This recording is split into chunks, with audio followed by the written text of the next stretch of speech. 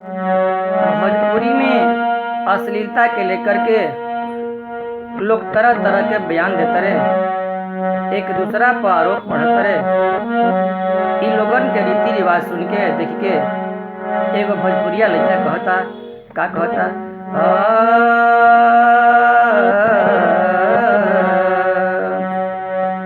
लोक लाज सभ्यता संस्कृति के, लोक लाज सभ्यता संस्कृति के होला मानहानि। ऐसन ऐसन गान निकलल गावेले जान जानी, ऐसन ऐसन गान निकलल गावेले जान जानी। चोलिए में केहू के समाइल बा परनवा, चोलिए में केहू के समाइल बा परनवा।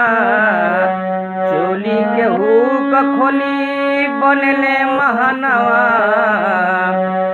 ओठ लाली से रोटी बोर, ओठ लाली से रोटी बोर, खैला पे आवे जवानी।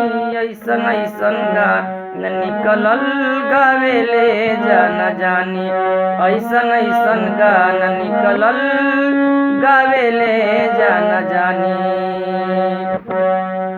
गाल गुल गुला ओठ रसवा चुआवता, ढोड़ी में बिया डाल के हु पियावता। लहंगा में महंगा कूलर, लहंगा में महंगा कूलर लगा के बने ले खानदानी। हर्षन ऐसन गान निकलल गावेले जान जानी, ऐसन ऐसन गान निकलल गावेले जान जानी। चुमलियाई में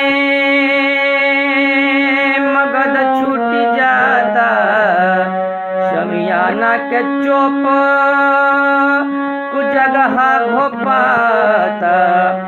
गोरिया बिजोड़ के जोड़न बाटे, गोरिया बिजोड़ के जोड़न बाटे, आर भार भई चोली के जवानी। ऐसन ऐसन गा निकलल गावेले जान जानी, ऐसन ऐसन गान निकलल गावेले जान जानी। सभी लोग गौले बा। लइकवा का कहता,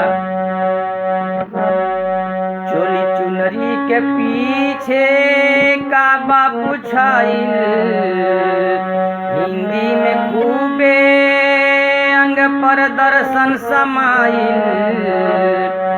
शीला मुनि के जवानी ना, शीला मुनि के जवानी ना, अरे करेला पानी पानी। ऐसन ऐसन गान निकलल गावेले जान जानी, ऐसन ऐसन गान निकलल गावेले जान जानी। अंत में लिखवा कहता, किसे सरमुकते सर कहे बनेल बरियारी, से सरमुकते सर कहे बनेल बरियारी। दुगोला में रोज होला बहिन महतारी, रहिया मगहिया